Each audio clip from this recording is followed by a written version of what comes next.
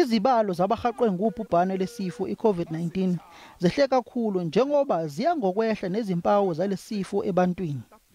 iEFF ikhombisa ukukhathazeka ngokwehliselwa kwezwe esigabeni sesibili se-lockdown. The blunder made by the president will be followed by a mass loss of life, and this lie that infections are decreasing will be exposed, and by that time any action to impose stronger regulations will be too late.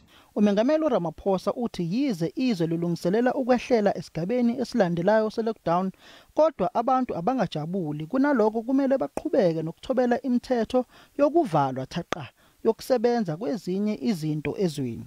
We need to put in place the practices and forms of behavior that we must continue to adopt for some time to come. Abanye abahlaziyi bezombusazwe bakholwa ukuthi imiyalezo engafani evela kosombusazwe idalwa ngokuthi lamaqembu amele abantu abanezidingo ezihlukene.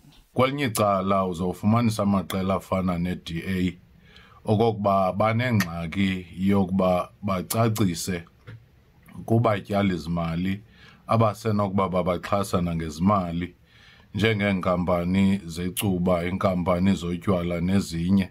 uMengameli Ramaphosa usexwayise abantu ukuthi bangavele bevakashe nje kungenasidingo futhi bengayisebenzisi budedengu imigomo yesigaba sesibili se-lockdown. Ngingusamkele Maseko wezindaba ze-SABC eGoli.